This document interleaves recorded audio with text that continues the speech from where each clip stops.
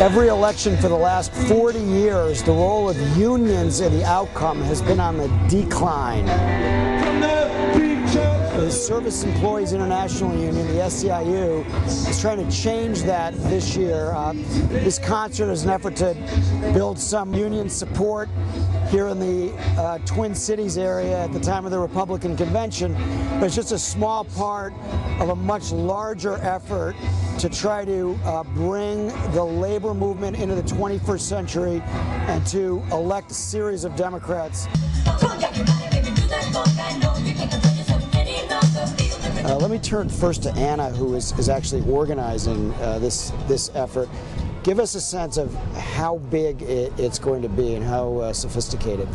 I think it will be bigger than we've ever done before, and it will.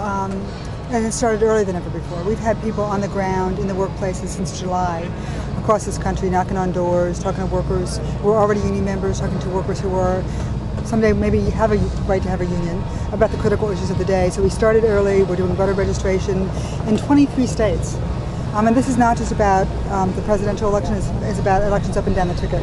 So we really do see this election as the election that can fundamentally change people's lives. We just interviewed some of the McCain people, and they said if there's a huge Obama turnout, if it goes up to 130 million people voting from 122 million in 2004, they said candidly that the Democrats would win. But that's 8 million people who didn't vote the last time. Aren't a lot of the people that you're contacting people who are already going to vote or really have no intention of voting? No, actually we are in fact talking to union members who do vote at a higher rate, but we're also talking to workers who are just like us but not in a union about why this is different. We are on college campuses with our young members. We are in rural communities. We are in urban communities as well, making sure that people hear the message and people who have given up hope on the electoral process understand that this is the election that can actually reclaim the American dream. And his song, "There is Power in the Union," is an inspiration to union members worldwide. Mr. Billy Andy Bragg. Stern has done as much thinking as anybody about the future of the American economy and where this is all going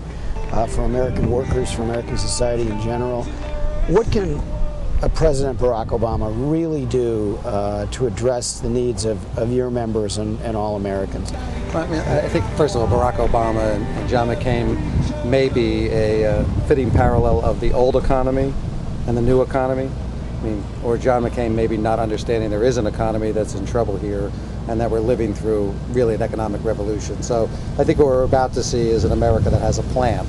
Because up to now we've tried to let the market work, we've tried to imagine giving wealth to corporations and hope that it trickles down. And I think we now understand America needs a new economic plan, and it starts with health care. Protectionism, which for so long was a part of the American labor movement, that's not a part of your agenda at all this year, right? I think I think trade and good jobs, is really one simple discussion, which is the jobs that are leaving the country pay significantly more than the jobs being created. It's not as if people, for instance, love working in coal mines. Last word, because we're almost out of time. Do you think that the polling and the whole political apparatus is in some ways out of touch with what's happening at the grassroots in this country, or could we possibly revert to norm where